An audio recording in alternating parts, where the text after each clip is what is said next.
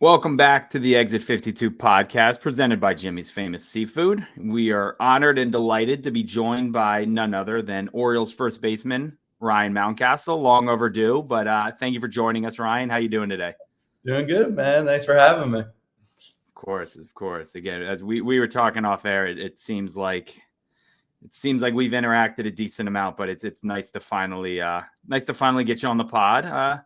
Yes. Again, I think people, it's weird because again, everybody knows you. You've been around a long time, but you're still fairly young. But what's it like to be one of the old guys on the team now? I mean, when you came up, there were plenty of old heads, and you were the young guy, and now with Hayes and Mullins, you're one of the older faces now. So what does that feel like to you? It's crazy how fast things change. It feels like just yesterday I was, the young cat coming up in 20, and then now it's like all these guys are like 20, 21 years old coming up, and now I feel super old. So no, it's pretty cool. Just to have that young energy in the clubhouse. It's pretty fun.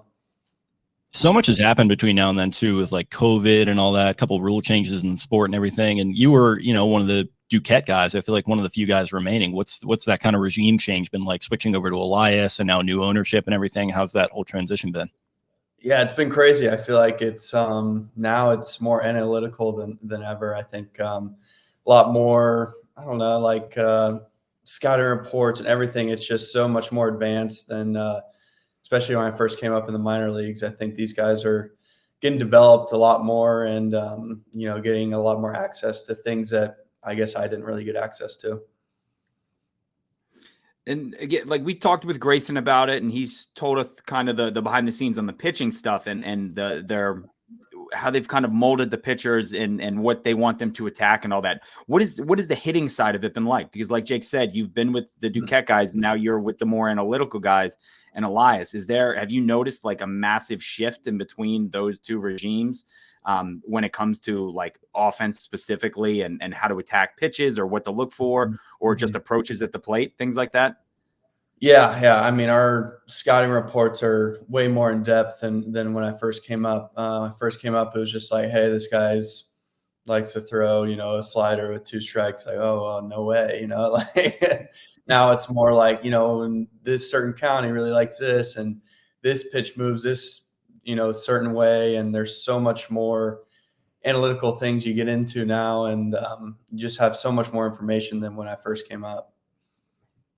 Definitely. It feels like the new regime is they've placed a lot more emphasis on drafting and growing guys. What's it been like to watch some of those big prospects? I guess really starting with Adley, which feels like a long time ago at this point. But since then, you've had Gunnar, you've had, Jackson obviously came up for a little bit. I mean, Colton, Westberg, a lot of these guys. What's it been like watching them grow underneath your tutelage, if you will? Yeah. No, it's crazy how prepared they are, how like they all have like a routine at such a young age, where I feel like when I was their age, I wasn't, definitely as ready as they are. It's pretty incredible to watch and, just, be a part of. And they're all great, and it's super fun to, be with those guys. So when you were coming up through the prospect ranks, we had always heard about the bat. The bat was the big thing, and that was why they drafted you. And again, drafted as a shortstop, kind of bounced around. We saw you in left field. We've seen you all over. You've become, a wizard with the glove at first. It's been awesome to watch you grow from that. Again, on that side of the ball. But I heard that I guess you had done a lot of work with Scoop in the offseason. Is he the one that you can really credit with helping you with the leather down at first base? Oh, Scoop, man. Scoop. He didn't make it out of JV ball, man. He was a junior on JV, and he said he didn't make the team his senior year because seniors don't make JV. So, but Scoop, no, he's awesome. Obviously, he's a great guy, and love him to death. Mark, I guess. But he real you to say that, didn't he?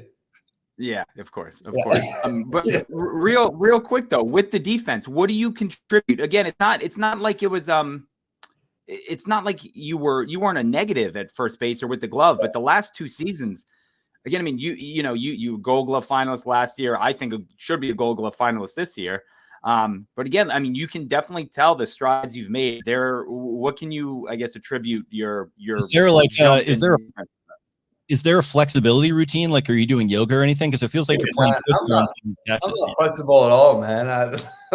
Sometimes, sometimes my wife is like, geez, like you look like you're about to like tear your hamstring. I'm like, maybe I am flexible more than I think, but I don't think I'm too flexible. But no, I just been working hard, obviously. I mean, typical answer, but I mean, I take ground balls every single day with, Manzolino. We're always working on stuff, and it's just finally being comfortable and knowing that like I'm playing first base as opposed to the past. I just feel like I was bouncing from position to position all the time. So it was tough to really get comfortable somewhere.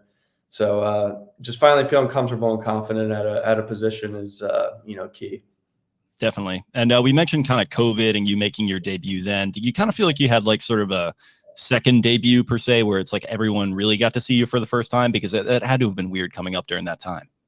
It was weird. It was cool just because it almost felt like it like eased me into the big leagues, where it's like there's nobody there, but you're still facing like really tough competition.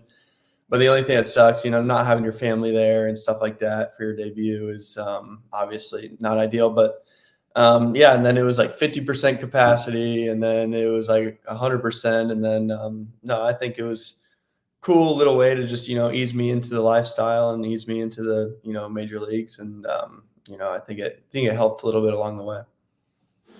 Now, 2021 was a great season for you. Your rookie year, 33 home runs, set the Orioles rookie record.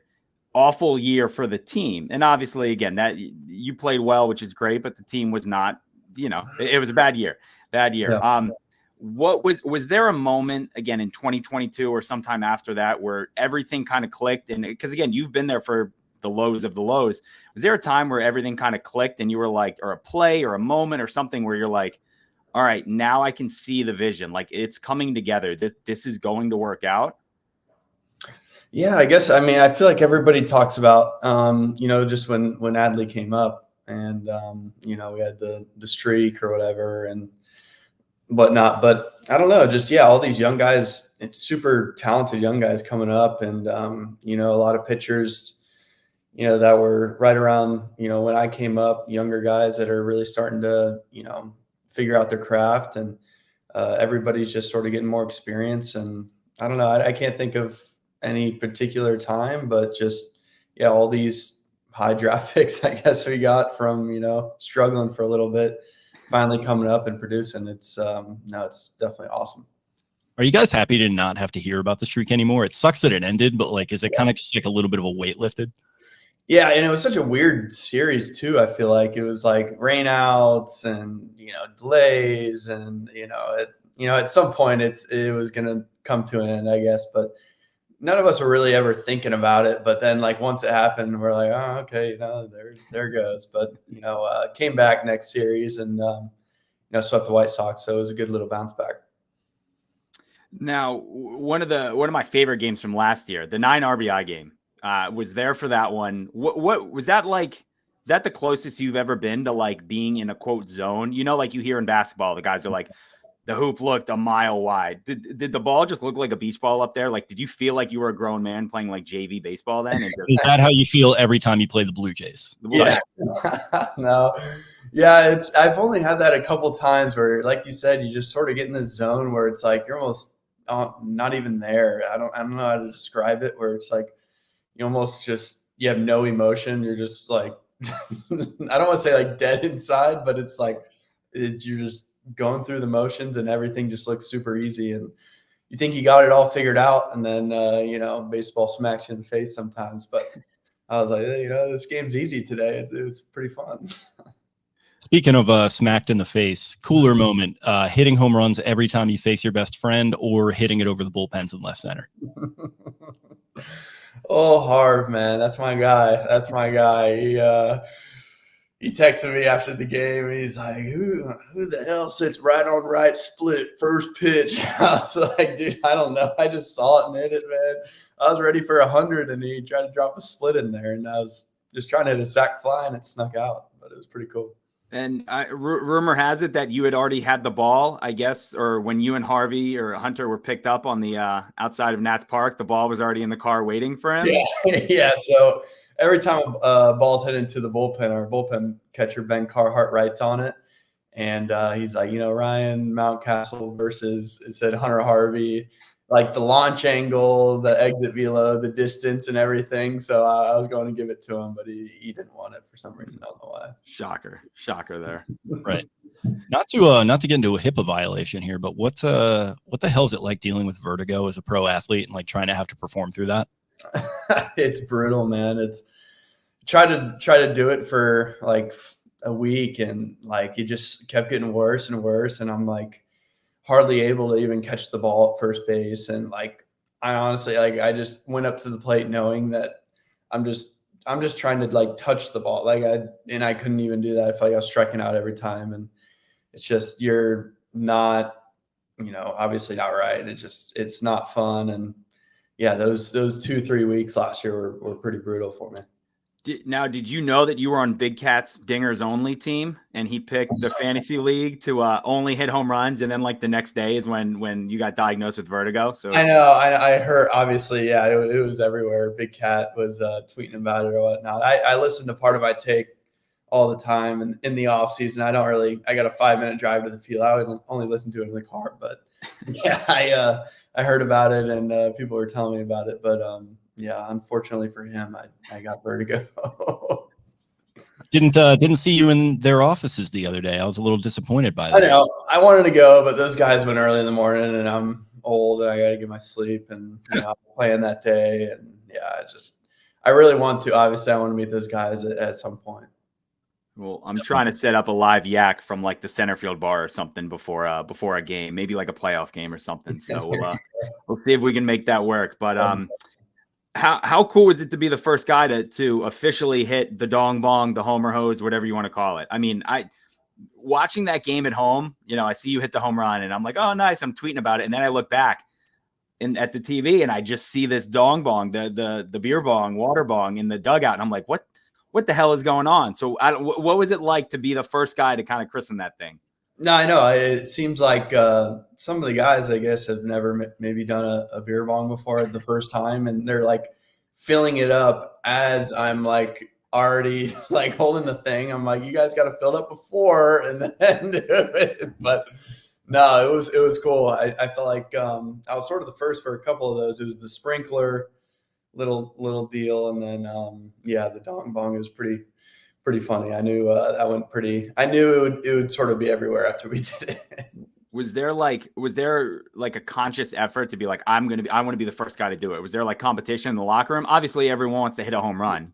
That's a given. But was there people being like, no, I'm going to do it first. I got to get my hands on this. I don't think there was anybody like really itching to go do it first, but I honestly forgot, and I got in the dugout and see him holding it. I'm like, oh Lord, like here we go. I'm gonna be the face of the homer hose. So yeah, here we go. Who called the tribal council meeting to bring it back this year? Because obviously the handlebars got off to a bit of a rough start, and they had to bring the mojo back. What was that? Yeah, the handlebars. We were trying to think of something new, switch it up, but yeah, I mean, I don't know why we would after we won 101 games last year. So yeah, we just thought it through, and we're like, yeah, we're just going to bring it back.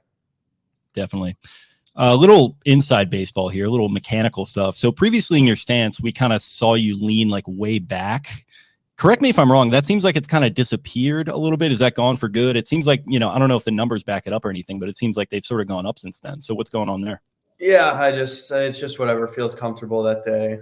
Sometimes the lean back is feeling good in BP, and sometimes it's not. Sometimes, yeah, it's tough to time up sometimes, but for whatever reason, just, I don't know. It's more of a rhythm deal. I don't know why I stopped doing it, but I just did. Total field player, huh? Yeah, it's got to feel right, Like, so that's me with my golf swing. Like I show up one day, I'm like, all right, is this feeling good? I'm going to go with that, and then I shoot 100 every time. Yeah, exactly. So I just didn't stop feeling right, so I stopped doing it. Now, are you wearing the good hat? That's all I ever see you wearing is the good hat. Well, I only got 2 of them. I got a bunch of different hats, but it seems like whenever like a picture's posted to me, I feel like it's always in the good hat at, I guess, at the right time. But it matches. It's just pretty, basic coloring. So they fit perfectly. I love the hats. So you're good over Bob Does Sports?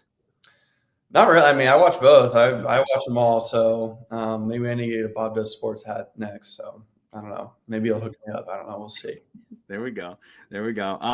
So maybe my favorite clip. I think I have two favorite clips, and this is what I was telling Taylor and them a couple weeks ago. The you, Tony, and Adley, where you just burst out into the Top Gun, Danger Zone. And then the all-time low clip. I mean, that karaoke performance. That's a great video. What do we got to do to get you to bring the walk-up song back out? So it's hilarious. Like the other day, I'm like in the batter's box. They played my normal walkout, and there's like a ball thrown or something, and then out of nowhere they start playing "Dear Maria, Count Me In" like in the middle of the at bat. And then I got a hit, so I was like, "Oh man!" Like, It's like they want me to change it. Like even the person who does the walk up songs wants me to change it. So I don't know. Maybe I will. Maybe I'll bring it back pretty soon. Twitter picked up on that too, because they were like, everyone was like, did anybody hear that? Like they definitely just played it, and everyone was like, yep, we heard that. So I'm like getting ready for my bat, and I hear, "I got your picture." I'm like, what? But no, maybe I need to bring it back. Shifting gears a little bit on this one, and Eric wrote these questions, so you can get mad at him, but you don't actually claim that UCF Natty title in 2017, do you?